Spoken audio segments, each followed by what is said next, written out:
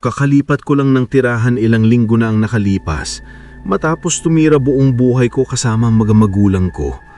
Mag-aaral na ako sa ibang lungsod kaya natural lang na gusto kong mapalapit sa universidad. Maliit ang bayan, probinsya, tahimik, luntian at napakaganda. Perpekto para sa panibagong yugto ng buhay ko.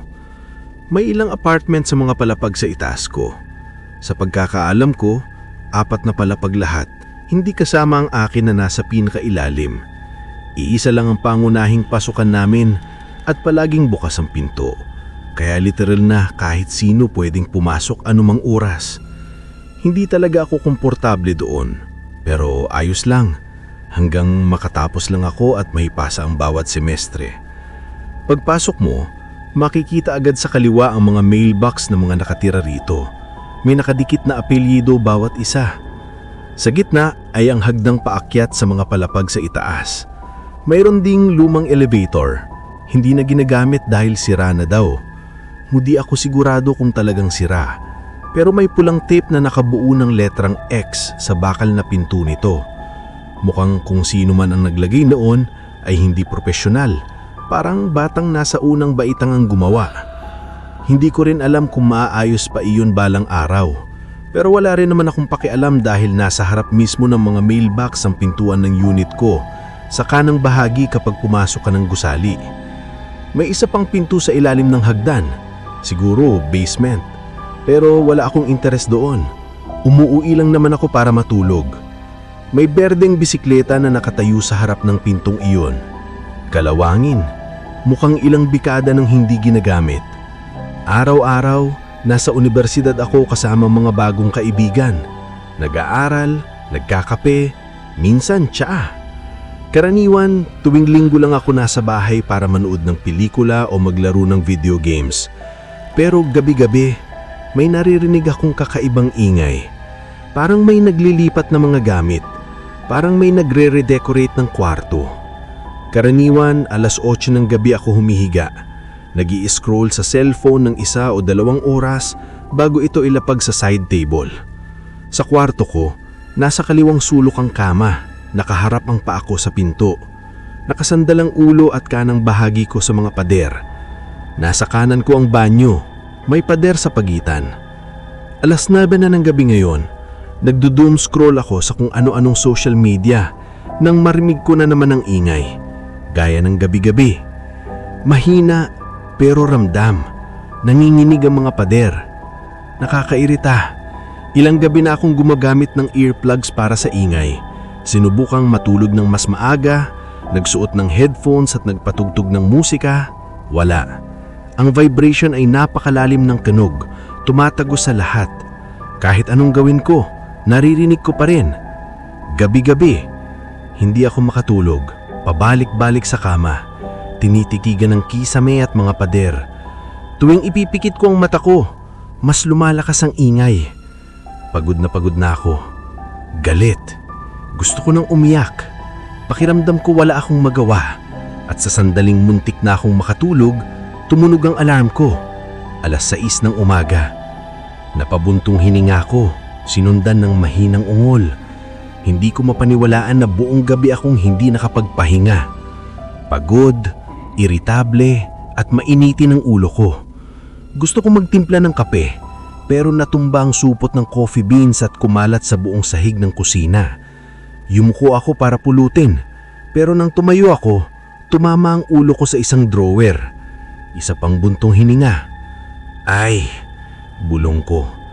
Hindi na po pwedeng lumala pa to, sabi ko sa sarili ko. Instant coffee na lang. Kailangan lang ng mainit na tubig. Nilagyan ko ng tubig ang takere, inilagay sa kalan at binuksan ng maliit na pakete ng kape. Nakatayo lang ako roon, nakatitig sa takere. Malabo ang paningin, mabigat ang mata. Biglang umalingaw-ngaw ang matinis na huni ng takere. Nasigaw ako sa gulat. Ay, oo nga pala, sabi ko habang ibinubuhos ang mainit na tubig sa tasa. Pagkatapos, bumagsak ako sa sofa para manood ng pelikula. Wala akong balak pumasok sa universidad. Hindi ako natulog. Paano ako makakapag-focus?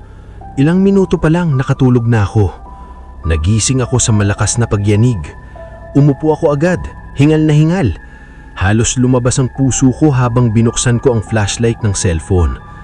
Tinignan ko ang oras, 9:30 ng gabi. Na naman, sino bang putang inang naglilipat ng mga gamit gabi-gabi? Sa parehong oras pa.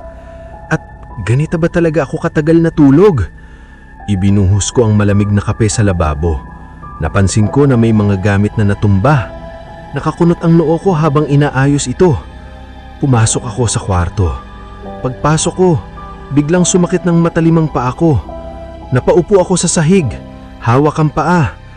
Punyeta, bulong ko sa pagkakakuyong ng ngipin. Tumama siguro sa mesa malapit sa pintuan. Pero bakit? Dapat alam ko ang bawat sulok ng unit na ito. Iniling ang lamanig kong ulo ko. Wala to, pagod lang ako.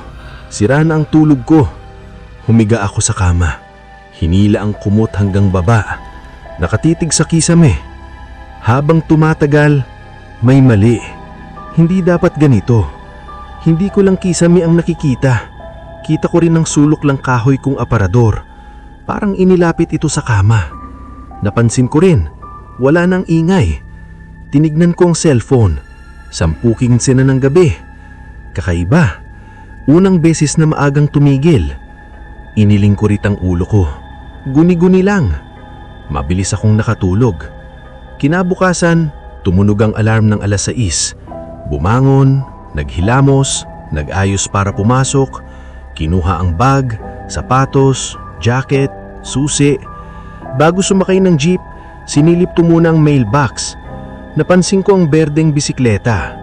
Natumba. Matagal kong tinignan ito. Pagkatapos ay nagkibit lang ako ng balikat. Karaniwang araw.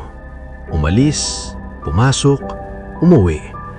Pagbalik ko sa apartment, napansin kong naibalik sa pwesto ang bisikleta. Pero may kakaiba. Hindi ko matukoy kung ano. Pareho pa rin. Berde, kalawangin, pangit. Binaliwala ko. Pumasok ako sa unit, isinara at linakang pinto. 8:00 ng gabi. Buntong hininga. Naligo, nagsipilyo, humiga, nag-cellphone. Sa gabing iyon, mahina ang ingay. Nakatulog ako. Pero nang nagising ako sa alarm, madilim. Mabigat ang hangin. Parang nauubusan ako ng hininga. Inamit ko agad ang flashlight ng cellphone at tumayo para hanapin ang switch ng liwanag. Isang hakbang lang. Napahinto ako. Nakatayo ako sa kwarto. Hawak ang switch. May luha sa mata. Isang hakbang lang ng kama. Ang aparador, nakadiin sa gilid ng kama. Ang mesa, sumasayad sa dulo nito. At ang bintana, wala na. Hindi ako nagkamali nitong mga nakaraang araw. May mali. Talagang may mali. Ang bisikleta, ang pagkakatumba ng mga gamit, ang paa ko. Wala kang kapitbahay sa kabilang pader na pinanggagalingan ng ingay. Wala. Walang unit. Walang kwarto. Walang gamit. Damo lang. Maanyos na damuhan sa labas ng gusali.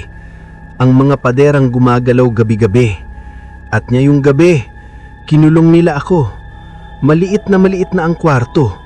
Kasya lang sa sanggol. Walang pinto. Walang bintana. Walang tubig. Walang pagkain. Nararamdaman ko na naman ang yanig. Lumiliit na naman ang kwarto. Nire-record ko ito ngayon para may makalam kung anong nangyari sa akin. Kung may makikita naman ng cellphone ko. Mamamatay na ako ngayong gabi dahil sa kakulangan ng hangin o dudurugin ng mga lumiliit na pader na ito. Maraming salamat sa pakikinig, kaibigan. Kung nagustuhan mo ang storya natin ngayong gabi, pwede mo bang bigyan ng like ang video na ito? At kung talagang kinalabutan ka, siguraduhin mag-subscribe para sa mas marami pang kwento galing sa ligaw na kaluluwa.